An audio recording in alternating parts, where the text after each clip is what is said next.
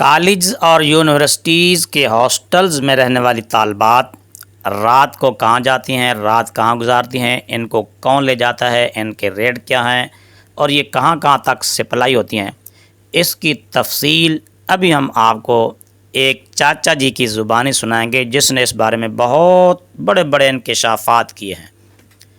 میں ان والدین کو آگاہ کرنا چاہتا ہوں جو اپنی بچیوں کو ان انسان نما درندوں اور بھیڑیوں کے حوالے کر آتے ہیں۔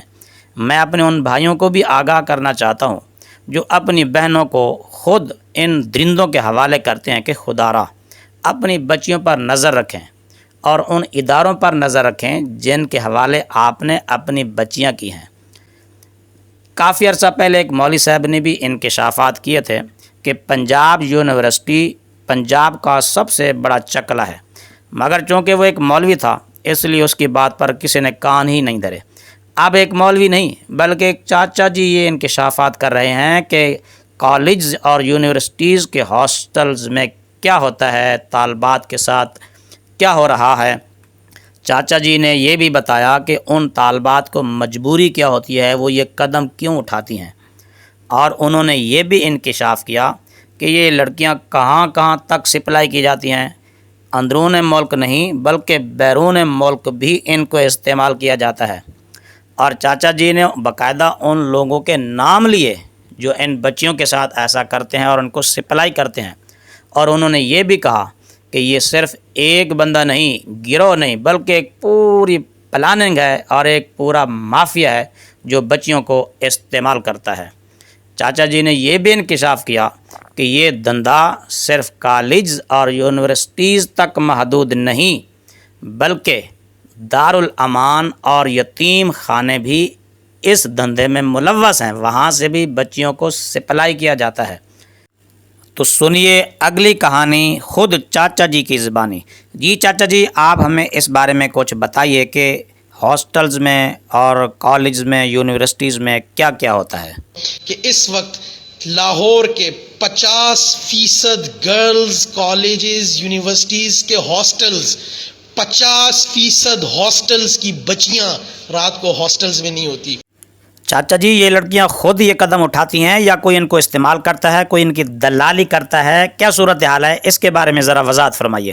یہاں ایک دلال بندہ، ایک دلال جس سے ہم نے بات چیت کی اور سمجھنے کی کوشش کی اور اس کو ہم نے آفر کی اور پورا اسٹنگ آپریشن کیا، اس نے ہمیں بتلایا کہ آپ کو یونیورسٹی کی بچی بھی ملے گی، آپ کو کالج کی بچی بھی ملے گی، آپ کو یتیم خانہ دارالامان سے بھی بچی ملے گی، ہر طرح کی بچی ملے گی اور ورجن بچی بھی ملے گی جس سے آج تک کسی نے بھی کوئی اس طرح کا فیل نہیں کیا۔ تو اس کے الگ الگ ریٹس ہیں۔ یہ بچیاں کہاں تک سپلائی کی جاتی ہیں، اندرون ملک یا بیرون ملک بھی ان کو استعمال کیا جاتا ہے؟ تو چاچا جی اس کے بارے میں ہمیں بتائیے کہ یہ بچیاں کہاں کہاں تک استعمال ہوتی ہیں اور ان کو کہاں کہاں تک پہنچایا جاتا ہے۔ اور یہ مافیا دبئی تک بچیاں بھیجتا ہے، یہ مافیا بینکاک تک میری آپ کی بیٹیاں اور عزتیں بھیجتا ہے۔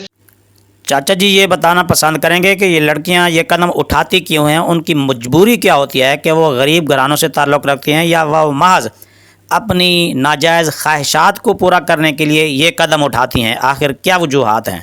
اور لڑکیاں ایک موبائل کے لیے، اپنی ضروریات پوری کرنے کے لیے، اپنے پارلر جانے کے لیے اور دوسری لڑکیوں میں تھوڑا خود کو وہ کرنے کے لیے جو ہے یونیورسٹی کی بچیاں اس دھندے میں لگتی ہیں۔ اس میں ان کی وارڈنز پوری انوالو ہوتی ہیں، اس میں یہ پورا ایک نیٹ ورک کام کر رہا ہے۔ چاچا جی ذرا یہ بتائیں کہ یہ کون لوگ ہیں، آپ کسی کا نام تو بتائیں، اور یہ بھی بتائیں کہ یہ صرف کالج اور یونیورسٹیز تک محدود ہیں یا کہیں اور بھی یہ دھندا کرتے ہیں اور لڑکیوں کو سپلائی کرتے ہیں؟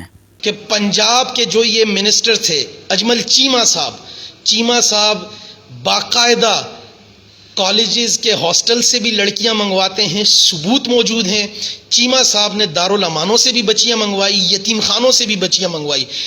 تو لہٰذا اس سے ہمارا مقصد صرف ان والدین تک پیغام پہنچانا کہ خدا را اپنی بچیوں کو چند ٹکوں کی خاطر، اپنی بچی کو محض ایک ملازمہ اور نکرانی بنانے کی خاطر اس کی عزت داؤ پر مت لگائیں، ان کی حفاظت کریں، ان کی حفاظت آپ کی ذمہ داری ہے۔